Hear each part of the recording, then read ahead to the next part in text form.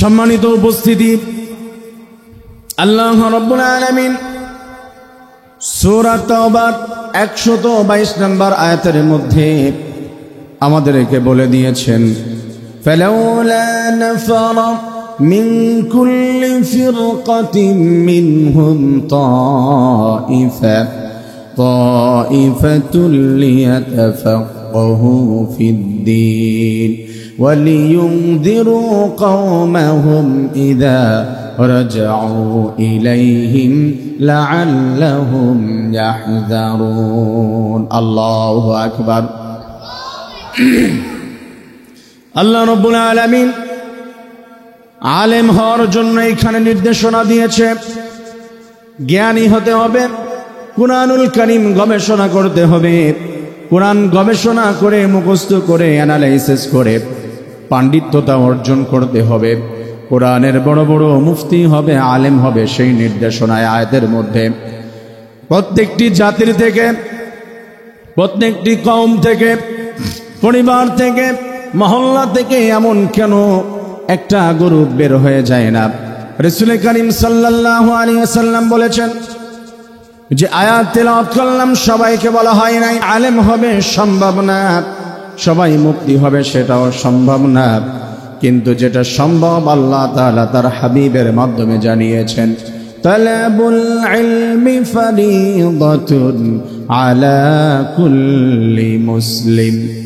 Compulsory করে দেওয়া হয়েছে প্রত্যেকটি মুসলমানের জন্য তালাবুল ইলমি, ইলম অন্বেষণ করা।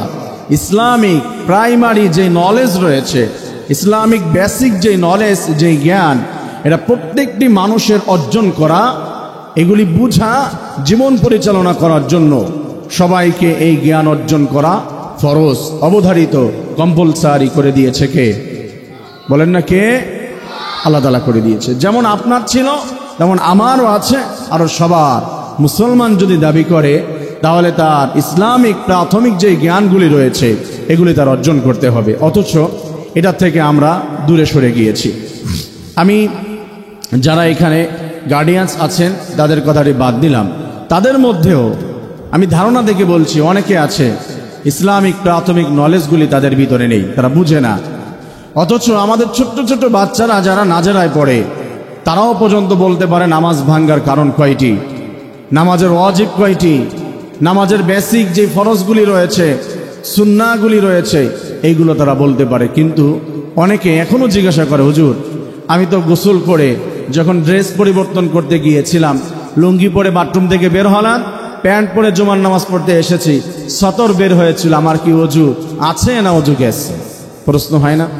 আমি ক্রিম লাগিয়েছি মুখে, আমার কি ওযু ছুটে গিয়েছে? এই প্রশ্ন করে। আমাদের ছোট্ট বাচ্চার কাছে জিজ্ঞাসা করেন, ও আপনাকে বলবে ওযু ভাঙার কারণ কয়টি? কথা বলে না, 7টি না? সেই 7টি কারণের মধ্যে কোনোটা যদি ঘটে, ওযু পৃথিবীর কেউ ধরে রাখতে পারবে না। আর এই 7টি কারণের মধ্যে যদি কোনো কিছু না হয়, এটার ভিতরে কিছু সংগঠিত হয় না, তার বাইরে গিয়েছে, তাহলে ওযু কেউ ভাঙতে পারবে? এই 7টি কারণ মুখস্থ করে নিলে হাজার হাজার মাসআলা আপনি সলভ করতে পারবেন। আপনি নিজেই স্বাভাবিকভাবে বলতে পারবেন, সমাধান দিতে পারবেন যে ওযু আছে না গেছে। প্রিয় ভাইয়েরা, সেই ইসলামিক প্রাথমিক নলেজ আমাদের অর্জন করতে হবে, অথচ আমরা সেখান থেকে সরে এসেছি। রাসূল করিম সাল্লাল্লাহু আলাইহি ওয়াসাল্লাম আমাদেরকে বলে দিয়েছে, এই জ্ঞান অর্জন করা আল্লাহ তাআলা ফরজ করে দিয়েছে। নামাজ যেমন করে ফরজ, পর্দা করা ফরজ, ঈমান আনা ফরজ, রাসূলকে বিশ্বাস করা ফরজ, আল্লাহকে বিশ্বাস করা যেমন ফরজ, প্রত্যেকটি মানুষের কোরআনের শিক্ষা নিয়ে জীবন পরিচালনা করার জন্য প্রাথমিক নলেজ অর্জন করা তেমনি ভাবে ফরজ করেছেন কে? সব ফরজ করে দিয়েছে আল্লাহ তাআলা, প্রাথমিক যে জ্ঞানগুলি আছে। অথচ সেখান থেকে আমরা আজ দূরে সরে গিয়েছি। আপনাদেরকে একটু বোঝাই, আমি কয়েকটি লজিক দিয়ে বোঝাই। দেখেন, এখানে অনেকেরই আছে যে একটা গোশের দোকান এমন পরিচিত আছে যে এখানে আপনি যদি আপনার ছেলেকে পাঠান বা কাউকে পাঠান, আপনাকে ধোঁকা দিবে না। আছে না পরিচিত? ফার্মেসি আছে আপনার পরিচিত, যেখানে আপনি গেলে আপনাকে ওষুধের টাকা বেশি রাখবে না বা ভুলভাল দিবে না। আপনার কাপড়ের দোকান আছে, আপনার ওয়াইফকে পাঠিয়ে দেন, ছেলেকে পাঠিয়ে দেন, ফোন দিয়ে ভাই আপনার ভাবিকে পাঠিয়ে দিলাম, কাপড় দিয়েন, ঠিক আছে, আর কিছু বলতে হবে না, পরিচিত আছি। সেটা যদি আপনার পরিচিত থাকে, আপনার লাইফে জীবন পরিচালনা করার ক্ষেত্রে এখানে এসেও পরিচিত হন, থাকবেন 3 মাস, কিন্তু একটা দোকান পরিচিত করে নেন যে তার কাছে আপনি কেনাকাটা করতে গেলে ওই পণ্য আগে তার কাছে যান। সেটা যদি আপনার থাকে, আপনার টোটাল জিন্দেগিটা কিভাবে পরিচালনা করবেন, আমল আপনার সঠিক হচ্ছে কিনা, আমল আপনার রিয়া মুক্ত হচ্ছে কিনা, বিদআত মুক্ত হচ্ছে কিনা, এই আমলে আল্লাহ তাআলা খুশি হবে কিনা, আসলে আপনার ঈমান আছে কিনা, এইগুলো বোঝার জন্য আমার একজন অন্তরঙ্গ আলেম এই আমলগুলো যাকে দিয়ে যাচাই বাছাই করা যায়, ভালো দিল না খারাপ দিল, মাংস আমি তাকে ভালোবেসে এমন করে নিয়েছে আমাকে সে ঠকাবে না, একজন আলেম এমন বানাতে হবে অন্তরঙ্গ বন্ধু যে আমার প্রত্যেকটি মাসআলা জীবন পরিচালনা করার ক্ষেত্রে আমার সমাধান দিতে পারে। এমন কিছু বন্ধু, এমন কিছু আত্মীয় স্বজন রাখার দরকার আছে না নাই? প্রিয় ভাইয়েরা, আরো যদি আপনাদেরকে গুরুত্ব সহকারে বোঝাই, এই কুরআনুল কারীম এমন একটি গ্রন্থ, এই কুরআনুল কারীম ছাড়া কোনোভাবে পৃথিবীর মধ্যে শান্তি প্রতিষ্ঠা করা সম্ভব আছে নাকি? কোনোভাবে সম্ভব হয় নাই। স্বাভাবিকভাবে কথা বলে দিলাম, অনেকে মেনে নিলেন হ্যাঁ, কিন্তু আপনাদেরকে বলি হাজার হাজার বার কুরআনুল কারীমের এগেইনস্টে গিয়ে নীতিমালা তৈরি করেছে, তারা চেষ্টা করেছে তারা শান্তি প্রতিষ্ঠা করবে। আমেরিকার মধ্যে, ইউরোপের মধ্যে নীতিমালা বানানো হয়েছে কোরআনকে বাদ দিয়ে কেমন করে শান্তি প্রতিষ্ঠা করা যায়। যতবার চেষ্টা করেছে ততবার আল্লাহ রব্বুল আলামিন তাদের গোল্ডেন এ+ দিয়ে ফেল করে দিয়েছে, ঠিক কিনা? দেখে কোরআনের বাহিরে গিয়ে কোনোভাবে শান্তি প্রতিষ্ঠা করা সম্ভব, তার বাস্তব উদাহরণ আপনাদেরকে যদি দেই, প্রিয় ভাইয়েরা, আমাদের ম্যাক্সিমাম মানুষের হাতের ভিতরে মুঠোফোন আছে না, স্মার্টফোন আছে না? আচ্ছা, যখন আমরা এই ফোনগুলো কিনি একটা বক্স দেয়, এই বক্সের ভিতরে কিছু কিছু জিনিস আপনাদেরকে দিয়ে দেয়, যদিও এখন অনেক কিছু কমিয়ে দিয়েছে, এখন এয়ারফোন দেয় না, চার্জার দেয় না। ভালো ফোন কিনতে গেলে একটা ছোট্ট একটা বই থাকে না? কথা বলে না, কথা কি বুঝতেছেন আপনারা? কষ্ট হচ্ছে আপনাদের? আমি কষ্ট করে কিন্তু বলছি, এবং অনেক লেট হয়ে গিয়েছে, তারপরেও কিছু আপনাদেরকে মেসেজ দেওয়ার জন্য এই যে ছোট্ট একটা বই থাকে, আমি আশা করি আপনি আলোচনা শুনলে কিছু বুঝতে পারবেন, শিখতে পারবেন। গবেষণা থেকে বলছি, ছোট্ট একটা বই থাকে, এই বইতে আপনার ফোন কিভাবে কি পরিচালনা করবেন, ফোন কিভাবে চালাবেন, ডিটেইলস তার ভিতরে লেখা থাকে। আচ্ছা, আপনি একটা ফোন কিনলেন, যে সেটা যদি স্যামসাং কোম্পানির হয় বা ওপ্পো, যেই কোনো ব্র্যান্ডের হোক, কিনলেন 10,000 টাকা দিয়ে। এই ফোনটা আপনি বসুন্ধরা সিটি থেকে নিয়ে আসলেন, আপনি বলে দিল যে আপনাকে 1 বছরের ওয়ারেন্টি দেওয়া হলো এই ফোনে, আর আপনাকে ভালোবেসে 10 দিনের গ্যারান্টি দিলাম, যদি কোনো প্রবলেম দেখা দেয় আসবেন, চেঞ্জ করে দিব। সকালবেলা আপনি ফোন কিনে নিয়ে আসলেন, রাতে সকালবেলা নিয়ে দোকানদারের মুখের উপরে ছেলে দিলেন, এই মেয়া মজা লন আমার সাথে, রাত্রে ফোন দিয়েছেন, এই যে সকালে তো ফোন চলে না, আরেকজন নিয়ে গেল, আপনি আমাকে ফোন দিয়েছেন, আপনি তো আসলে বেচারা, আপনি ভাই আপনি তো 2 নম্বর লোক, এই যে আমার ফোনও তো চলে না। আরেকজন নিয়ে গেল, ভাই এই যে ফোন তো ভেঙে একবারে চুরমার, আমার ফোনও তো চলে না, কি ফোন দিয়েছেন? আপনাকে দোকানদার ডাক দিবে, ভাই আপনার ফোনে যে ডিস্টার্ব দেখি দেন তো। দেখা যাচ্ছে ফোন তো মনে হয় পানির ভিতরে পড়েছিল। হ্যাঁ, ওই যে আপনার ভাতিজা কি যে দুষ্টু, ও ফোনটা ধরে সকালবেলা বালতির ভিতরে দিয়ে কয়েক ঘন্টা চুবিয়ে রেখেছে। কয় আপনি মজা লন আমার সাথে, আপনার এই ক্যাটালগের মধ্যে, এই ফোনের মধ্যে যে বই দিয়েছিলাম বক্সে, কোথাও কি লেখা আছে যে এটা অর্ডার করুক? আমি কি আপনাকে বলেছি যে এই ফোনের ভিতরে পানি ঢুকবে না? আপনি পানি ঢুকিয়ে ফোন আমার কাছে এনেছেন, আমার কোম্পানির দুর্নামি করছেন, আমার শোরুমের 2 নাম্বারই করছেন। জান মেয়া, বুঝেন না আপনি ফাতনামি করতে আসছেন, ভাগেন। আর এটা আপনার কি ফোনে কি সমস্যা? ভাই ফোন তো আপনার ভাতিজা ধরে ওই যে গ্যাসের চুলার উপরে রেখে দিয়েছিল, ওটা তো পুড়ে গিয়েছে। আমি কি আপনাকে বলেছি যে আমার ফোনটা ওয়াটার এই ফায়ার প্রুফ, এটা আগুনে পুড়বে না? আপনি আগুনে দিয়ে পুড়িয়ে তারপরে নষ্ট করে এনেছেন। মজালন, আপনারা কি করতে এসেছেন? সকালবেলায় মনটা খারাপ করে দিলেন। আপনার কি হয়েছে? ভাই আমার ফোনটা তো এই যে আমার বাইকের নিচে পড়ে একবারে চুরমার হয়ে গেছে। আমি কি বলছি যে এই ফোন ট্রাকের নিচে পড়লেও ভাঙবে না? এক্সাম্পল এভাবে হাজার হাজার ফোন দিয়ে নয়, প্রত্যেকটি বিষয় দিয়ে আপনাকে বোঝাতে পারবো। প্রিয় ভাইয়েরা, আপনাকে কোম্পানি যদি বলে যে ভাই আপনার যে বইটা ছিল এই নীতিমালার মধ্যে যদি কোনো প্রবলেম হয়, আপনি আমার কাছে আসেন, আমি ফোন ফিরিয়ে দিব, নতুন দিব। নীতিমালার বাইরে যদি যায় আপনি আমাকে ধরতে পারবেন না। নিজের ক্ষতি নিজে করেছেন, নীতিমালার বাইরে গিয়ে আমি কোনো ক্ষতিপূরণ দিতে পারবো না। আমার প্রিয় ভাইয়েরা, আপনার বইয়ের বাহিরে গিয়ে ফোন চালিয়ে যদি নষ্ট হয়, কোম্পানি কি আপনার ক্ষতিপূরণ দিবে? কথা বলেন।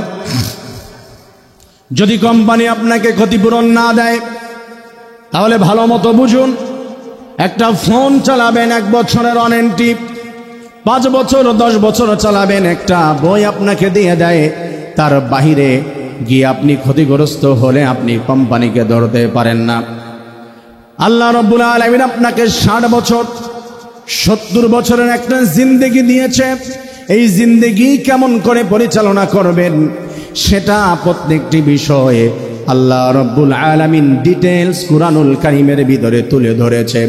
এই বই আপনাকে দিয়েছে 60 বছর কেমন করে চলবেন। হাসরের ময়দানে উঠে আল্লাহ তাআলাকে বলবেন, আল্লাহ আমাকে কেন জাহান্নামে দেওয়া হলো? ওই যে আমি রোজা রেখেছিলাম, আমি হজ করেছিলাম, আমি যাকাত দিয়েছিলাম, আল্লাহ আমি তো অনেক ইবাদত করেছি, তারপরেও কেন আমাকে জাহান্নামে দেওয়া হলো? আল্লাহ তাআলা বলবে যে এই গ্রন্থ তোমাকে দেওয়া হয়েছিল, সংবিধান কুরআনুল কারীম দেওয়া হয়েছিল, এই কুরআনের এগেইনস্টে গিয়েছিল, বিরুদ্ধে গিয়ে কার্যক্রম করেছো। তোমার ফোন যদি তার বইয়ের বাহিরে গিয়ে চালালে ক্ষতিপূরণ কোম্পানি দেয় না, তুমি সুস্থ রাখতে পারো না। এই কুরআনুল কারীমের বাহিরে গিয়ে দুনিয়ার ভিতরে চলাফেরা করবে আর শান্তি প্রতিষ্ঠা করবে, শান্তিতে থাকবে। এই কোরআনের বাহিরে গিয়ে শান্তি চাওয়া বোকামি ছাড়া আর কিছু হতে পারে না। কথা বলেন ঠিক কিনা?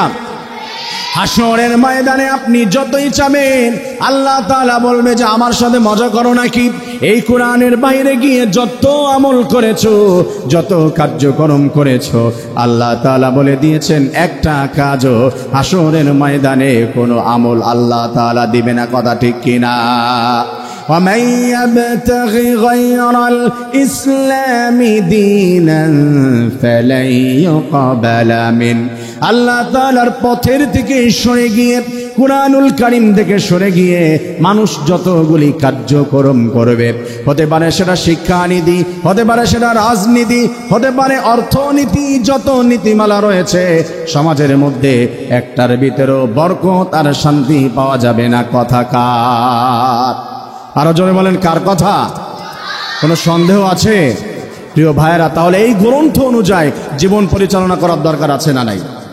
প্রত্যেকটি পর্যায়ে গ্রন্থ রাখার দরকার আছে না নাই? আসুন আল্লাহ রাব্বুল আলামিন এই গ্রন্থের ফজিলত আমরা একটু জেনে নিব। আমরা শুরুতে একটি হাদিস পড়েছিলাম, সেই হাদিস থেকে রাসূল কারীম সাল্লাল্লাহু আলাইহি ওয়াসাল্লাম বলেছে 4টি স্টেপে কাজ করতে হবে। কয়টি স্টেপ? 4টি স্টেপে মুসলমানদের কাজ করতে হবে। 5 নাম্বার হবে না। 1 নম্বরে হলো কুন আলিমান। 1 নম্বরে কুরআনুল কারীম গবেষণা করে কুরআনুল কারীমের শিক্ষা অর্জন করে আলেম হতে হবে। কথা কার? আলেম হতে বলছেন কে? আল্লাহ। একটু কথা বলেন আপনারা। আমি একটু শ্রোতাদের থেকে যদি কথা না পাই, তাদের যদি অংশগ্রহণ না পাই, কথা বলতে কষ্ট হয়। অল্প টাইমের ভিতরে আমরা আলোচনা শেষ করে দিব, কিন্তু একটু কথার সাই দিবেন আমার সঙ্গে। আলেম হতে বলেছে, এই আলেমের ব্যাপারে দুনিয়া আখিরাত কোনটা ভালো কোনটা মন্দ এটা আমরা একটু জানার চেষ্টা করব। আল্লাহ রাব্বুল আলামিন বলছেন, তার হাবিবের মাধ্যমে জানিয়ে দিয়েছেন, আল্লাহ তাআলা তার হাবিবের মাধ্যমে আমাদেরকে জানিয়ে দিল, খায়রুকুম মান তাআল্লামাল কুরআনা ওয়া আল্লামা। আমাদের ছোট্ট ছোট্ট বাচ্চাদের হাদিসটি মুখস্থ রয়েছে। সমাজের ভিতরে কুরআনুল কারীম যদি মেনে কেউ আলেম হয়, তার সম্মান রাসূল বলে দিয়েছে। সমাজের মধ্যে সব থেকে সম্মানী 2টা জাতি রয়েছে। কয়টি জাতি? 1 নম্বরে হলো যারা কুরআনুল কারীম শিক্ষা দেয়, অপর গ্রুপ হলো যারা কুরআনুল কারীম শিক্ষা অর্জন করে। এদেরকে সব থেকে সম্মানী বানিয়ে দিয়েছেন কে? রাসূল কারীম সাল্লাল্লাহু আলাইহি ওয়াসাল্লাম বলছেন, আল্লাহ তাআলা সম্মান দিয়েছে এদেরকে। আপনি সম্মান দিতে পারেন, নাও দিতে পারেন, কিন্তু এদেরকে সম্মান দিয়েছে কে? আল্লাহ তাআলা। এভাবে এ মর্মে আরো অনেক হাদিস রয়েছে, সেই দিকে না গিয়ে আমি সামনের দিকে চলে যাই। আল্লাহ তাআলা বলছেন, প্রিয় ভাইয়েরা, আমাদের একটি হাদিস জানা আছে, যে জাহান্নামের প্রথম কাতারে আলেমরা থাকবে। আমরা অনেক সময় বলি না, অনেক মুসল্লি, আমাকে একজন মুসল্লি বলছে যে হুজুর একটা পর্যায়ে গিয়ে তাবলিগ করে, আমি কি একটা কথা যেন বলেছি, তখন আমাকে বলছে আলেমরা জাহান্নামের প্রথম কাতারে যাবে। আমি বলছি আপনি কোথা থেকে শুনেছেন? হাদিস থেকে শুনেছি। আপনি হাদিস থেকে শুনেছেন যে জাহান্নামে প্রথম কাতারে আলেমরা যাবে, আপনি কি কুরআনুল কারীমের ওই আয়াত শোনেন নাই কোনোদিন, যে আল্লাহ তাআলা বলছে ইন্নামা ইয়াখশাল্লাহা মিন ইবাদিহিল উলামা? এই পৃথিবীর মধ্যে সব থেকে আল্লাহ রাব্বুল আলামিনকে যদি ভয় করে একটা জাতি থাকে, সেই জাতির নাম আলেম। আল্লাহ তাআলাকে সব থেকে বেশি ভয় করে, কারণ সে জানে কোনটা ভালো কোনটা মন্দ। এই আয়াত কি আপনি শোনেন নাই? আলেমরা যে প্রথমে জান্নাতে যাবে এটা আপনি শোনেন নাই? আলেমের মা বাবাকে এমন মর্যাদা দিবে, যে কুরআনুল কারীমের জ্ঞান অর্জন করেছে, আল্লাহ তাআলা তার মা বাবাকে হাসরের ময়দানে কোটি কোটি মানুষের সামনে স্বর্ণের চেয়ার। আরে কি এর স্বর্ণ? এই পৃথিবীর মধ্যে আমরা জানি সব থেকে দামি পদার্থ হচ্ছে স্বর্ণ, এর থেকেও বেশি দামি পদার্থ টাইদে আল্লাহ চেয়ার বানিয়ে দিবে, মঞ্চ বানিয়ে দিবে, এবং মাথার ভিতরে নূরের টুপি দিয়ে আল্লাহ তাআলা তাদেরকে বসায় রাখবে। চিৎকার মেরে বলুন না সুবহানাল্লাহ। আমরা সবাই সেই টুপি পড়তে চাই ইনশাআল্লাহ? তাহলে আমাদের বাচ্চাদেরকে কোরআনের জ্ঞানে জ্ঞানী বানাতে চাই কি চাই না? সবাই চাই প্রিয় ভাইয়েরা, এলেমের ব্যাপারে, জ্ঞান অর্জনের ব্যাপারে যদি কথা বলতে চাই, একটু উদাহরণ দেই আপনাদেরকে একটা বিষয়। আসলে একটা কথা সমাজের ভিতরে আছে যে শিক্ষাই জাতির, বলেন, শিক্ষাই জাতির মেরুদণ্ড। না, এই কথাটি পরিপূর্ণ হলো না। শিক্ষা জাতির মেরুদণ্ড হতে পারে না। এই কথাটি পরিপূর্ণ হবে তখন যখন বলা হবে যে কোরআনের শিক্ষা সহকারে যে শিক্ষা, ওই শিক্ষাই জাতির মেরুদণ্ড। আপনি কি অবাক হচ্ছেন? আপনি বলছেন না আপনাদের পক্ষেই শুধু টানতেছেন, আমাদের পক্ষে না। অনেকে ভার্সিটির আছেন, আমি গর্ব করে অহংকার করে বলছি না, আমিও ভার্সিটিতে পড়ি এবং ঢাকা ইউনিভার্সিটিতে। আমি ভার্সিটির দিকেই শুধু টানবো না, শুধু মাদ্রাসার দিকেই টানবো না, আমি যেটা বাস্তব কথা এটাই আপনাদেরকে বলছি। কারণ আল্লাহ তাআলা কি বলছে শুনুন, সূরা আর রহমান, الرحمن علم القرآن خلق الإنسان। আল্লাহ রাব্বুল আলামিন বলছেন কুরআন শিক্ষা দিয়েছি, মানুষ সৃষ্টি করেছি। এইখানে অনেক গভীর ব্যাখ্যা রয়েছে, আমি শর্ট করে এটা বলি। তার মানে যাদের ভিতরে কোরআনের শিক্ষা অর্জন করেছে, যাদেরকে দিয়েছি, এরাই প্রকৃতপক্ষে আমার কাছে মানুষ। আর কোরআনের শিক্ষা যাদের মধ্যে নাই, এরা সমাজের ভিতরে অনেক টাকা পয়সার মালিক হতে পারে, চেয়ারের মালিক হতে পারে, কিন্তু আল্লাহ তাআলার দরবারে প্রকৃতপক্ষে মানুষ হতে পারে না। কথা ঠিক কি ঠিক না? আপনি এই আয়াত অনেক ব্যাখ্যা পাওয়া যায়, তাফসির আজ গুগলে সার্চ দিয়ে পাওয়া যায়, বিভিন্ন লাইব্রেরিতে গেলে কোরআনের তাফসির পাওয়া যায়। আপনারা তাফসিরগুলো এইখান থেকে ঘেটে দেখবেন যে আল্লাহ তাআলা কি বলেছে। কোরআনের শিক্ষা যদি কারো ভিতরে না থাকে, সে পরিপূর্ণ সুস্থ মানুষ হতে পারে না। প্রিয় ভাইয়েরা, শুধু আলেম বলে আলেমের কথা বলছি তা কিন্তু নয়। কারণ হচ্ছে শিক্ষা, প্রত্যেকটি মানুষের ভিতরে কিছু অভিজ্ঞতা আছে না নাই? কথা বলেন। আপনি কি বলবেন যে হুজুর কি সমস্ত কথা বলেন, এত জ্ঞানী মনে করছেন যে উল্টা পাল্টা বলবেন আর মেনে নিব? একটা তো বলেছেন, এটার ব্যাখ্যায় আমি দিচ্ছি। প্রত্যেকটি মানুষ এমন কোনো যে পরিপূর্ণ একবারে প্যারালাইজডে পড়ে আছে, যেই ব্যক্তিটা যার ব্রেন নাই, পাগল, এটা ব্যতীত প্রত্যেকটি মানুষের ভিতরে আল্লাহ রাব্বুল আলামিন কিছু অভিজ্ঞতা, কিছু জ্ঞান আল্লাহ তাআলা দিয়েছে। সেটা হলো, আপনি বলবেন এ কথা কার? আল্লাহ রাব্বুল আলামিনের। আমার প্রিয় ভাইয়েরা, তাই আমি বলতেছিলাম আল্লাহ রাব্বুল আলামিন বলেছেন হাবিবের মাধ্যমে। কারণ রাসূলের কথাগুলি আল্লাহ তাআলার কথা। অনেক সময় আমি বলে দেই সরাসরি আল্লাহর কথা বলা যায় না, কিন্তু ইনডিরেক্টলি এটাই আল্লাহ তাআলার কথা। কারণ হলো রাসূল নিজের থেকে কোনো কথা বলেন নাই। রাসূল যখন কথা বলেছেন একজনের ইশারায় বলেছেন, তার নাম কি? আল্লাহ তাআলা বলছেন ওয়ামা ইয়ানতিকু আনিল হাওয়া ইন হুয়া ইল্লা ওয়াহয়ুন ইউহা। আমার নবীজি যখন কোনো কথা বলেছে আমি আল্লাহ তাকে ওই হিসাবে যেটা দিয়েছি, আমার রাসূল সেই কথা বলেছে নিজের থেকে, মন গড়া কোনো কথা বলেন নাই, কোনো কাজ করেন নাই। কার কথা? এজন্য রাসূলের পক্ষ থেকে হাদিসগুলা যেইগুলা এসেছে, রাসূল যেই কওলি হাদিসগুলা দিয়েছে, আমাদেরকে নির্দেশনা দিয়েছে, একজনের ইশারায় বলেছেন, তার নাম কি? রাস্তে বলেন না কে? আল্লাহ। প্রিয় ভাইয়েরা, রাসূল করিম সাল্লাল্লাহু আলাইহি ওয়াসাল্লাম বলছেন যে তোমরা আলেম হও, জ্ঞানী হয়ে যাও। এবং আলেম কিন্তু সবাইকে হতে বলে নাই, এটা বলা যেতে পারে যে ফরজে কিফায়া। সমাজের ভিতরে গোত্রের মধ্যে একজন আলেম হবে এবং সে সমাজ পরিচালনা করবে কোরআন হাদিস দিয়ে, এটা আল্লাহ রাব্বুল আলামিনের নির্দেশনা। হাদিসের দ্বিতীয় নম্বর অংশ হলো যে তোমরা ছাত্র হয়ে যাও। ছাত্র হলে আল্লাহ তাআলার পক্ষ থেকে আল্লাহ তাআলা কি জানিয়ে দিয়েছে পুরস্কার?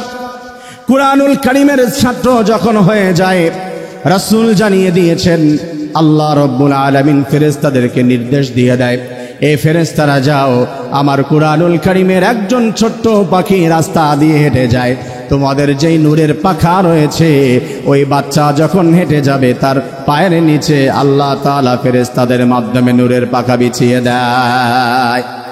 আরো আসতে বলেন না সুবহানাল্লাহ। আরেকটি পুরস্কার হলো দুনিয়ার মধ্যে আল্লাহ রাব্বুল আলামিন জানিয়ে দিয়েছে, শোনেন, আমরা জিহাদের ময়দানে যুদ্ধ করে মারা যাব আল্লাহর দ্বীন কায়েম করার জন্য। হাসরের ময়দানে কোনো প্রশ্ন হবে না, প্রশ্ন ছাড়াই আল্লাহ তাআলা জান্নাত দিয়ে দিবে। একজন কুরআনুল কারীমের পাখি যদি মারা যায়, কোরআনের একটা স্টুডেন্ট মারা যায়, রাসূল বলে দিয়েছে ওই বান্দা হাসরের ময়দানে দাঁড়িয়ে যাবে, আল্লাহ রাব্বুল আলামিন হুকমি সহিত তাকে বানিয়ে দিবে। আল্লাহ তাআলা হাসরের ময়দানে কোরআনের ছাত্রকে বিনা হিসাবে জান্নাত দান করে দিবে। আসতে বলেন সুবহানাল্লাহ। সেই কুরআনুল কারীমের ছাত্র হতে সবাই চাই কি চাই না? আরো জোরে বলেন, সবাই চাই। আমি তো এখনো কুরআনুল কারীমের ছাত্র। আমি চাই যে সারা জীবন যেন কুরআনুল কারীমের ছাত্র থেকে যেতে পারি। কারণ এখনো ইউনিভার্সিটিতে স্যারদের কাছে বসি, ওনারা লেকচার দেয়, কোরআন থেকে শুনি, বা আমাদের উস্তাদ যারা রয়েছে, আকামির যারা, অনেক সময় তাফসির বুঝি না, হুজুর এই আয়াতের তাফসিরটা যেন কি হবে একটু বুঝায়া দেন। এখনো নিজেকে চাই যে সারা জীবন ছাত্র থাকব, যেন মৃত্যুবরণ যখন করব আমি হাসরের ময়দানে কুরআনুল কারীমের ছাত্রর মর্যাদা পেয়ে যাই। আল্লাহ তাআলা সবাইকে কবুল করুন, আমিন। তাহলে সেই কুরআনুল কারীম শিখার দরকার আছে না নাই? সবাই শিখতে চাই ইনশাআল্লাহ।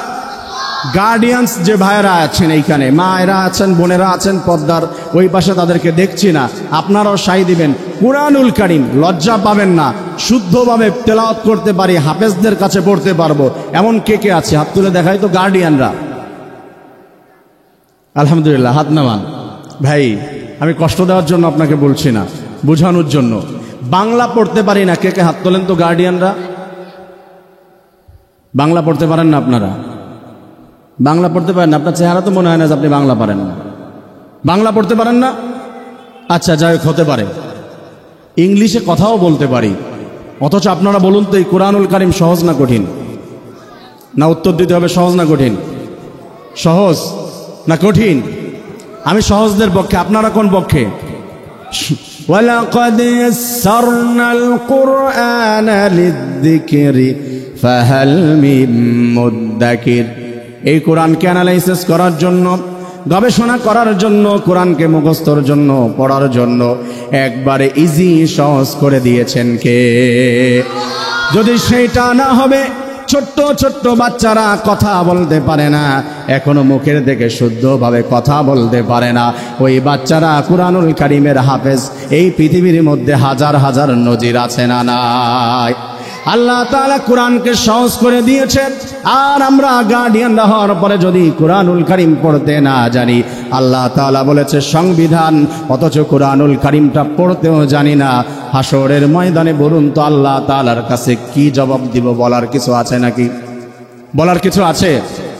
এই যে সামনে রমজান মাস, রমজান মাসে অন্তত অথবা আমাদের মাদ্রাসার হুজুরেরা আছে, বা আপনার ছেলের পাশেই বসে কুরআনুল কারীমটা, আমরা এই রমজান পার হবে কোরআন পড়তে জানি না, এই কথা আর বলবো না।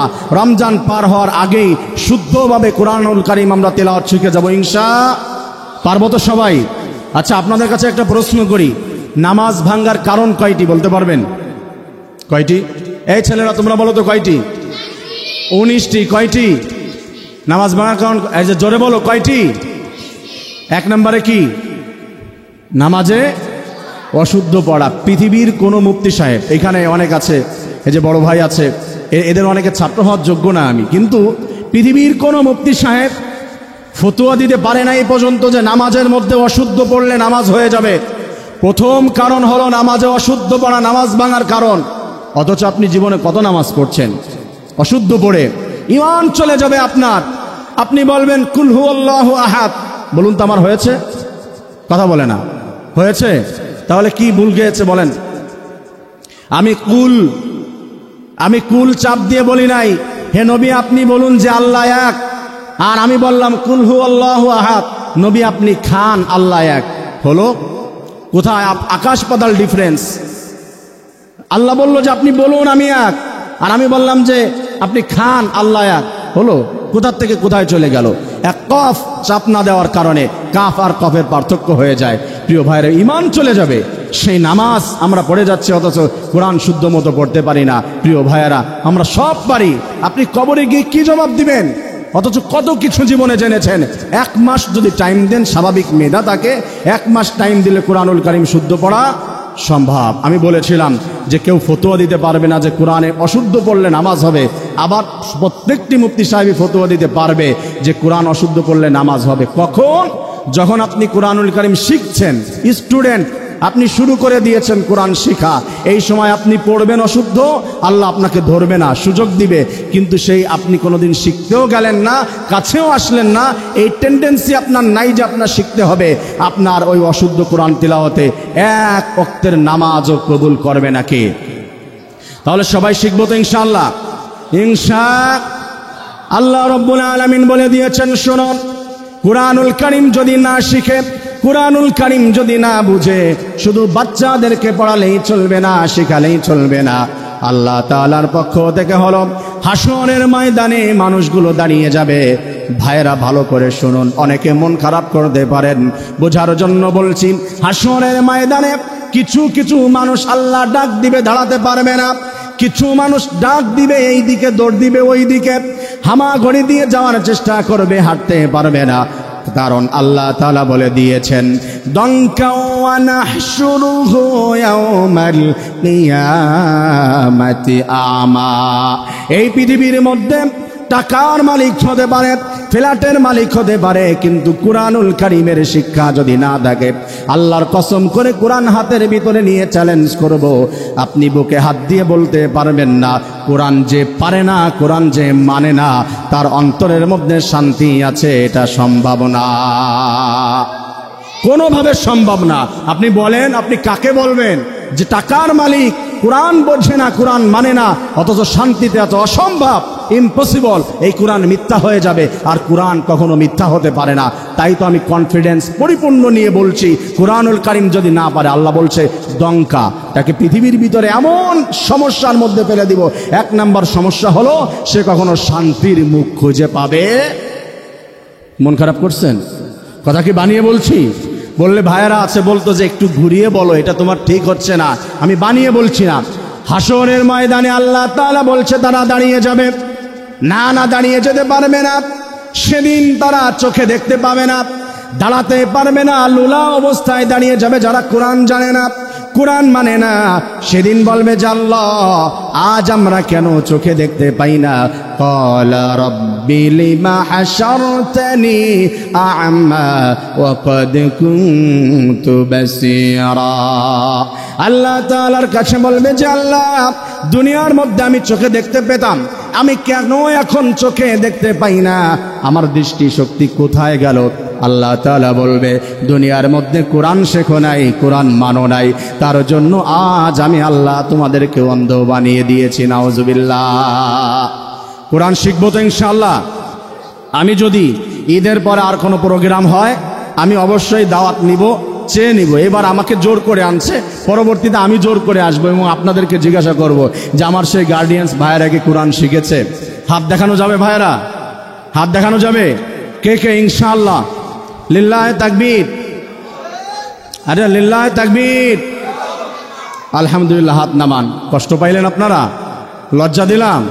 আরে কি এর লজ্জা আছে? আল্লাহ তাআলা বলছে আমার কাছে তওবা করো, চেষ্টা করো, আমি আল্লাহ রাব্বুল আলামিন প্রত্যেকটি বিষয় ক্ষমা করে দিয়ে নেকি দিয়ে পরিবর্তন করে দিব, আমি জান্নাতের পথ দেখিয়ে দিব। সুবহানাল্লাহ।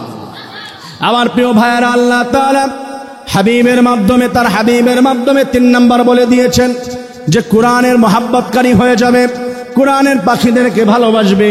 আল্লাহ তাআলা বলছেন যদি আলেম হতে না পারো, ছাত্র হতে পারলা না, তাদেরকে মহব্বত করতে হবে। নির্দেশনা কার? এদেরকে ভালোবাসতে হবে যারা কোরআনের পাখি রয়েছে। মাঝে মাঝে এসে একটু দুঃখ শেয়ার করা, মাঝে মাঝে একটু আদর করা, একটা ছেলেকে কোলের সাথে জড়িয়ে ধরা এবং মাথায় হাত বুলিয়ে দেওয়া, বাবা তোমার নাম কি? কারণ ও কোরআন পড়ে, মাসুম, কোনো গুনাহ নাই, গুনাহ করার মতো মানসিকতাই তৈরি হয় নাই, এখনো তার অ্যাকাউন্টটা অপরাধের আল্লাহ খোলেই নাই, অ্যাক্টিভই করে নাই, অথচ এই বাচ্চাটা সারাদিন কোরআন পড়ে।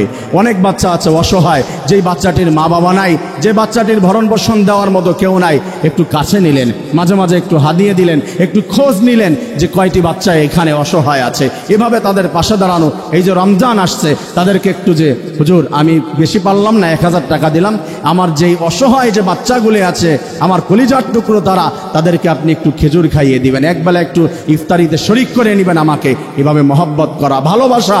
এবং আপনার যে ছেলেটিও আছে, আপনার যে রিলেটিভস যে আছে কোরআন নিয়ে গবেষণা করে, পড়াশোনা করে, একে ভালোবাসা, এদের সাথে মহব্বত রাখা, আলেমদেরকে অন্তরঙ্গ বন্ধু বানিয়ে নেওয়া। আমি এই জন্য বলছি না যে আমি আলেম, আমি এই জন্য বলছি যে আপনার একটা মাসালায় যদি ঠেকে যান, আপনার একটা সমস্যায় যদি ঠেকে যান, একজন আলেমের কাছে যাবেন। ওই যে আগেই বলেছিলাম, গোশতের দোকান পরিচিত আছে, কাপড়ের দোকান পরিচিত আছে, যে ঠকাবে না। মাসআলা এই যে সূরা ফাতিহা, হুজুর আমরা তো বিভ্রান্তির মধ্যে পড়ে যাই। আমরা কি পিছনে ইমামের সূরা ফাতিহার পরে কি আমিন বলবো না বলবো না, না আস্তে বলবো না জোরে বলবো, নাকি পড়লেও অপরাধ হয়ে যাবে, নামাজ ভেঙে যাবে? আমরা হাত কি বুকের উপরে বাঁধবো, নাভির নিচে না উপরে, না হাত বাঁধবোই না? এই ঝামেলা আছে না? কথা বলে না। তা আমরা কোথায় যাব? আমরা কোথায় যাব? আমরা নামাজ পড়াই ছেড়ে দেব নাকি? আমরা যদি গোশতের দোকানওয়ালারা ভেজাল দেয়, কাপড়ওয়ালারা ভেজাল দেয়, আপনাকে 2 নম্বর কাপড় ধরায় দেয়, এই মার্কেটে যাওয়া যাবে না, 2 নম্বর মোবাইল আছে, ব্যবহার করা মোবাইল 1 নম্বর বলে চালিয়ে দিবে নতুন বলে, তাহলে কি আপনি মোবাইল ব্যবহার করা, কাপড় পরা, খাবার দাবার কি বন্ধ করে দিয়েছেন? যাচাই বাছাই করে ভালোটা নেওয়ার চেষ্টা করেছেন। তেমনিভাবে আমলের ভিতরে ঝামেলা দেখা যেতে পারে, ইখতিলাফ। আপনার একজন অন্তরঙ্গ ভালো আলেমের সাথে পরিচয় থাকবে, আপনার পরিবারের মধ্যে থাকবে, আপনার বংশের মধ্যে থাকবে, তার কাছে গিয়ে আপনি পিওর আমলগুলো জেনে নেবেন, ফতুয়াগুলো জেনে নেবেন। এটার দরকার আছে না নাই? তা প্রত্যেকটি একজন হলেও আমাদের জিন্দগিতে আলেম বন্ধু বানানোর দরকার আছে না নাই? পারবো তো ইনশাআল্লাহ? বলেন যে হুজুর আপনি তো ওয়াজ করে গেলেন যে আপনাদের সাথে যেন আমরা বেশি সম্পর্ক করি, বেশি বেশি হাদিয়া দেই। এটা না, আমি আপনার জন্য বলেছি। কারণ মুসল্লিরা যখন নামাজের পরে ধরে, হুজুর এটা কি ওইটা কি মাসালা বলতে বলতে অনেক সময় কষ্ট লাগে যে এত মাসালার উত্তর দেওয়া যায়, আবার বলে যে না তারা তো উপকৃত হচ্ছে, আমি তো হাসরের ময়দানে সওয়াব পাবো, এটার বিনিময়ে কষ্ট হয়ে যায়। কারণ একটা মাসালা ইনস্ট্যান্ট উত্তর দেওয়া অনেক সময় কষ্ট হয়ে যায়। তো এই জন্য বলছি যে আপনার আমল ঠিক করার জন্য, আমি হাদিয়া পাওয়ার জন্য, আলেমদেরকে পাওয়ার জন্য এই জন্য বলছি না, আপনার ভালোর জন্য। আমার প্রিয় ভাইয়েরা, আমরা 4 নম্বরে রাসূল করিম সাল্লাল্লাহু আলাইহি ওয়াসাল্লাম বলছে কুরআনুল কারীমের শ্রোতা হয়ে যেতে হবে। শুধু কুরআনুল কারীমের শ্রোতা হলেই চলবে না। এই কথাটির ব্যাখ্যা শুধু শ্রোতা নয়, শুধু কুরআনুল কারীম শুনলেন ভালো লাগে, এই কোরআন তারাবির সালাতে দাঁড়িয়ে সুন্দরভাবে শুনলাম, তিলাওয়াত শুনলাম, আহ কি মজা মেরে শুনলাম, কত সুন্দর কণ্ঠ, কত সুন্দর তালাফুজ। শুধু এই কোরআন শুনে মজা নিলেই চলবে না। এই কোরআন বলুন তো আবু জাহেলের কানের ভিতরে বারবার তিলাওয়াত গেছেন কি যান নাই? আবু জাহেল কোরআন শুনেছে, আবু লাহাব শুনেছে, উতবা শাইবা শুনেছে, শুধু শোনেন নাই, রাসূলের কুরআনুল কারীমের তেলাওয়াত না শুনলে পাগল পারা হয়ে যেত। রাসূলের ঘরের চারপাশে দাঁড়িয়ে যেত কোরআন শোনার জন্য, কিন্তু কুরআনুল কারীম দেখে ঈমান আনার জন্য, বোঝার জন্য, গবেষণার জন্য শোনে নাই। কুরআনুল কারীম শুধু মজা নেওয়ার জন্য শুনেছে। বলুন তো তাদের কপালে কোরআন না মানার কারণে আল্লাহ জান্নাত দিয়েছে না জাহান্নাম দিয়েছে? জাহান্নাম দিয়েছে আল্লাহ তাআলা। এই জন্য শুধু শুনলেই চলবে না, কুরআনুল কারীম শুনে এটা অনুযায়ী জীবন পরিচালনা করতে হবে। প্রত্যেকটি পর্যায়ে কোরআন মানার দরকার আছে না নাই? আরো জোরে বলেন আছে না নাই? আমার প্রিয় ভাইয়েরা, 5 নম্বরে লেট হয়ে যাচ্ছে অনেক। 5 নম্বরে রাসূল বলেছেন যে ওয়ালা তাকুন খামিসান, 5 নম্বরের হও না কুরআনুল কারীমের বাধা দেওয়া, সমালোচনা করা, মাদ্রাসাগুলি বন্ধ করে দেওয়া, যে কি শিক্ষা দেওয়া হয়, ছাত্রদেরকে কোনো পড়াশোনা নাই, আলেমদেরকে বিরোধিতা করা, আলেম বিদ্বেষী হওয়া, এই সমস্ত কার্যক্রম করো না, যে 5 নম্বরের এদের বিরোধিতা করা, তাহলে তোমার কপাল পুড়িয়ে নিয়েছো।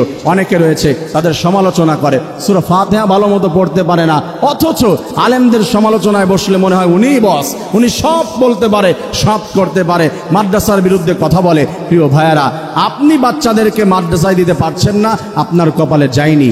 এই বর্তমান সমাজে আমি এইভাবে বলি, ইউটিউব, ফেসবুক, গুগলের যুগে এসে যদি কেউ কোরআনের শিক্ষা নিতে না পারে, বাচ্চাদেরকে শেখাতে না পারে, আমি বলি যে সাক্ষাৎ কপাল পোড়া, জাহান্নাম, গদ্দপ ছাড়া, কপাল পোড়া ছাড়া আর কিছু হতে পারে না। কথা ঠিক কি ঠিক না? আরে আমি তো বলি, শুনেন, কথা বললাম অনেকে কষ্টও পেতে পারেন। আমাদের বর্তমান যুগের মাদ্রাসার ছেলেরা বাংলা পড়তে পারে কি পারে না? না উত্তর দিয়ে দেবে ঝটপট। কয়েকটি প্রশ্ন করবো, মন খারাপ করবেন না, ঝটপট উত্তর। ছেলেরা বাংলা পড়তে পারে কি পারে না? ইংলিশ পড়তে পারে কি পারে না? লিখতেও পারে? আমার এই ছোট্ট বাচ্চাকে একটা দাঁড় করিয়ে দেবো, জানাজার সালাত পড়াতে পারে। আমার ছোট্ট বাচ্চাগুলি কুরআনুল কারীম শুদ্ধ মতো পড়তে পারে। অনেক বাচ্চারা এমনভাবে ইংলিশ লিখবে, আমাদের নুরানির লেখা আপনি আনেন না, স্কুলের লেখা। বুড়া বয়সে গিয়ে যে সুন্দর হাতের লেখা শিখুন, এই কোর্স আমাদের বাচ্চারা যখন নুরানি শেষ করে, বুড়া বয়সে গিয়ে সুন্দর হাতের লেখা শিখুন, ভার্সিটি লেভেলে গিয়ে শেখা লাগে না। এই ছোট্ট ছোট্ট বাচ্চাদের কাছে অনেকে বিএ পাস ইংলিশ লিখে পারবেন না, এত সুন্দরভাবে ইংলিশ লিখতে পারে। প্রিয় ভাইয়েরা, এই বাচ্চাটি বাংলা পড়তে পারে, লিখতেও পারে সুন্দরভাবে, আবার জানাজার নামাজ পড়াতে পারে, তারাবির সালাত পড়াতে পারে, কোরআন পড়তে পারে, মা বাবা মারা গেলে তার পাশে বসে কোরআন তিলাওয়াত করতে পারে। এই বর্তমান যুগে এসে আমাদের মাদ্রাসার ছেলেরা এত কিছু পারে, তারপরেও যদি কেউ বাচ্চাকে মাদ্রাসায় পড়াতে না পারে, দিনের শিক্ষা দিতে না পারে, মোড়ে মোড়ে মাদ্রাসা, মোড়ে মোড়ে মসজিদ। আগে একজন হুজুর খুঁজতে গেলে কয়েক গ্রাম পার করে যেতে হতো, একজন হাফেজ খুঁজতে গেলে খুঁজতে খুঁজতে হাফেজ পাওয়া যেত না। এখন মোড়ে মোড়ে ঘরে ঘরে আলেম আর হাফেজ, কম না বেশি? জোরে বলেন, কম না বেশি? মাদ্রাসার শিক্ষা যদি কম্পেয়ার করা হয়, আপনারা এখানে ম্যাক্সিমাম শিক্ষিত মানুষ, আপনাদেরকে প্রশ্ন করি, আপনারা একটা কথা বলেন তো, ঢাকা ইউনিভার্সিটিতে সব থেকে বেশি চান্স পায় কোনো কলেজের ছাত্র নাকি কোনো মাদ্রাসার ছাত্র? হ্যাঁ, আপনারা জানেন কি কোন মাদ্রাসার? বলতে পারবেন? তামিরুল মিল্লাত। আমি সৌভাগ্য হয়েছে, আমি তামিরুল মিল্লাতের স্টুডেন্ট। তামিরুল মিল্লাতের ছাত্ররা সব থেকে বেশি চান্স পায়। একটা কথা বলি, বলুন তো, যেই ছাত্রটা ইন্টার পরীক্ষা দিয়ে তামিরুল মিল্লাত থেকে ঢাকা ইউনিভার্সিটিতে চান্স পাইল, আপনার ছোট ভাইও দিয়েছে, আপনার বোনও দিয়েছে, আপনার ছেলেটাও পরীক্ষা দিয়েছে, অথচ ওই মাদ্রাসার ছেলের কাছে এখানে কি আরবিতে লিখে পরীক্ষা দিয়েছে? কথা বলে না, না ইংলিশে না? কোশ্চেনগুলো ইংলিশে না? ইংলিশে পরীক্ষা দিয়ে ওই মাদ্রাসার ছেলেটার কাছে আপনার ছোট ভাই বোন, আপনার আত্মীয় চান্স পাইল না। ইংলিশে পরীক্ষা দিয়ে যেই ছেলেটা ঢাকা ইউনিভার্সিটিতে 1 নম্বরে চান্স পাইল, প্রথম থেকে সিরিয়াল, সব মাদ্রাসার ছেলেরা আপনারা ঘেটে দেখবেন। আমি যে পড়ি বা আমি হুজুর, তার জন্য আমি সবাই গাচ্ছি তা না। এই ছেলেটার পাশে যদি একটা কলেজের একটা ছেলে মেয়েকে আরবি দিয়ে কম্পেয়ার করা বা কম্পিটিশনে বসায় দেওয়া হয়, বলুন তো কি কোনোদিন পারবে ওর সাথে? ও তো মনে হবে যে একটা ছাগলের বাচ্চা আর একটা বিশাল সাইজের হাতি, দুইজনকে লড়াই লাগিয়েছে। কথাটি সেরকম হবে না? ও কি পারবে ওর সাথে আরবি? ওই ছেলেটা জানাজা পড়াতে পারে, কোরআন তেলাওয়াত করতে পারে, ইমামতি করার যোগ্যতা রাখে, ইসলামিক প্রাথমিক নয় ভালো একটা নলেজ রাখে, আবার ওই ছেলেটা ভার্সিটিতেও চান্স পেয়েছে। তাহলে বলুন তো, বর্তমান যুগের মাদ্রাসার পড়াশোনা স্কুল কলেজ থেকে কি অনেক নর্মাল নাকি অনেকটা ভালো? ভালো না ইনশাল্লাহ? তা আমরা সেই বাচ্চাদেরকে মাদ্রাসায় পড়াতে পারবো না ইনশাল্লাহ? আরও মানুষদেরকে ইনভাইট করব এইদিকে আসার জন্য। প্রিয় ভাইয়েরা, এই কিন্তু নয়, কারণ আপনি প্রাইমারি লেভেল কমপক্ষে মাদ্রাসা থেকে শেষ করিয়ে গিয়ে এর যদি বেসিকটা আপনি কোরআনুল কারীমকে দিয়ে শুরু করাতে পারেন, আল্লাহর কসম করে যদি আমি বলি, আমার কাফারা দিতে হবে না ইনশাআল্লাহ। যেই ছেলেটা ছোট্টবেলায় কুরআনুল কারীম পড়েছে, মাদ্রাসায় পড়াশোনা করেছে, অন্তত জীবনে যা করুক ও কোনোদিন মা বাবার সঙ্গে চোখ রাঙা করে কথা বলবে না, মা বাবার গায়ে হাত দিবে না, মা বাবাকে বুড়া বুড়ি হয়ে যাওয়ার পদে বৃদ্ধাশ্রমে রেখে আসতে পারবে না। কথা বলেন ঠিক কি না? প্রিয় ভাইয়েরা, এই দিকে আমাদের খেয়াল করতে হবে, পরিবর্তন করতে হবে। আজ সমাজটা পরিবর্তন আনতে হবে। যদি আমরা এই দিকে খেয়াল না করি যে বাচ্চাদেরকে কোরআনের শিক্ষা আমরা দিচ্ছি না, আমাদের এই দিকে ধাবিত হতে হবে যে পরিবর্তন আপনার থেকে শুরু হয়ে যাবে। এভাবে পরিবর্তন আস্তে আস্তে চলে আসবে। আমরা আল্লাহ তাআলার কাছে এটাই চাই যে আমরা প্রত্যেকটি মাদ্রাসার প্রতি খেয়াল রাখবো এবং মানুষদেরকে এই দিকে আনবো। একটা ছেলে যদি আপনার কথা শুনে মাদ্রাসায় আসে, আলেম হয়ে যায়, বলুন তো তার একটা বেনিফিট, সব আপনার কবরে যাবে কি যাবে না? যাবে না ইনশাআল্লাহ? সবাই মাদ্রাসার সঙ্গে থাকবো তো ইনশাআল্লাহ? আমার প্রিয় ভাইয়েরা, আমি অনেকক্ষণ, আপনারা কষ্ট পেয়েছেন নাকি কোনো কথায়? কষ্ট পাইলেন? বোঝানোর জন্য যদিও অনেক লেট হয়ে গিয়েছে, তারপর আলোচনা নিলাম। অনেক উলামায়ে কেরামগণ বসে আছে, তাদেরকে কষ্ট দেওয়া হচ্ছে। আমি চাচ্ছিলাম একটু শেষ পর্যায়ে এই বিষয়গুলি বোঝানোর জন্য যে মাদ্রাসার শিক্ষাগুলি আজ কেমন। এটা দিয়ে আজ আমার ফ্রেন্ড আছে প্রায় 45 জনের মতো, বিএসসি শেষ করে এমএসসি করতেছে, হাফেজ প্রত্যেকটা, এবং মেডিকেলেও আছে। শুধু আমার না, কত আছে এইভাবে। কিরে লস কোন জায়গায়? ছেলেরা, একটা ছেলে আপনি মৃত্যুর সময় যখন আপনি মুমূর্ষু অবস্থায় পড়ে থাকবেন, আপনার ছেলে যদি আপনার পাশে বসে সূরা ইয়াসিন পড়ে, কোরআন তেলাওয়াত করে, আপনাকে মৃত্যুর যন্ত্রণা ফেরেশতারা দিতে পারবে না। ছোট্ট বাচ্চা যেমন করে ঘুমিয়ে যায়, ওই গার্ডিয়ান ছেলে পাশে কোরআন তেলাওয়াত করার কারণে আল্লাহ তাআলা তার মৃত্যু সেইভাবে দান করবে। আমি জানাজার সালাত পড়াবো আপনার, আমি ইমাম সাহেব, আমার আল্লাহর কাছে দোয়া, আমার কান্না 50-50, ক্ষমা হতেও পারে নাও হতে পারে। ছোট্ট বাচ্চাটি যখন দাঁড়িয়ে গিয়ে চোখের পানি ছেড়ে দিয়ে দোয়া পড়তে থাকবে যে আল্লাহ আমার বাবাকে ক্ষমা করে দাও, আমার মাকে তুমি মাফ করে দাও, যখন কবরের পাশে দাঁড়িয়ে চোখের পানি ছেড়ে দিয়ে আল্লাহ তাআলার কাছে দোয়া চাইবে, আল্লাহ তাআলা বলবে যে তখন যদি তার ঈমান থাকে, ওই মা ওই বাবার কবরের ভিতরে ছোট্ট বাচ্চা আলেম যদি দোয়া করে, তার সন্তান আল্লাহ তাআলা ফিরিয়ে দিতে পারে না, মা বাবার কবরকে আল্লাহ তাআলা তখন জান্নাতের টুকরা বানিয়ে দেয়। কত বড় সৌভাগ্য যে ছেলে আমার জানাজা পড়াবে। এটা আমরা সবাই চেষ্টা করব, শুধু প্রাইমারি না, আমরা চেষ্টা করব ছেলেদেরকে আলেম বানানোর জন্য। প্রিয় ভাইয়েরা, এভাবে ফজিলত বললে সারা রাত বলা যাবে, সেই দিকে আমরা যাব না। আমরা অনেকে জানি, যেহেতু একত্রিত হয়েছেন, কিছু আলোচনা হলো, আমরা চেষ্টা করলাম। যদি কেউ কষ্ট পেয়ে থাকেন, ক্ষমার দৃষ্টিতে দেখবেন। কষ্ট পেয়েছেন? কেউ কষ্ট পেয়েছেন? আর আমি যে আয়াতগুলি নিয়েছিলাম আসলে প্রপারলি ব্যাখ্যা দিতে পারলাম না। আল্লাহ তাআলা বলছে, তবে প্রত্যেকটি পরিবার থেকে, বংশ থেকে, জাতি থেকে একজন করে আলেম হবে। আমার বংশ থেকে একজন আলেম হোক, আমরা চাই তো ইনশাআল্লাহ? শুধু প্রাইমারি লেভেল না, কে কে চাই যে আমার বংশ থেকে একজন আলেম হবে? আল্লাহ তাআলা কবুল করুক, আমিন। আরো জোরে আমিন। আলহামদুলিল্লাহ। তাই যাক, আলহামদুলিল্লাহ, অনেক অনেক ছেলেরা আছে, আমরা সবার জন্য প্রাণ খুলে দোয়া করব। আসুন, আমার আজকের সংক্ষিপ্ত আলোচনা এবং কিছু কিছু কথা ছড়ায় ছিটে বিভিন্ন দিকে চলে গেছে, বোঝানোর জন্য চেষ্টা করেছি। কষ্ট পেলে ক্ষমার দৃষ্টিতে দেখবেন। আর প্রত্যেকটি হক কথা আমল করার চেষ্টা করব। যদি আমার জবান থেকে স্লিপ অফ টাং মিস্টেক করে যদি কোনো ভুল ইনফরমেশন গিয়ে থাকে, আল্লাহ তাআলা যেন আমাদের স্মৃতিপট থেকে দূর করে দেয়। আজকের মতো এখানে ইতি টানছি। আসসালামু আলাইকুম ওয়া রাহমাতুল্লাহি ওয়া বারাকাতুহু।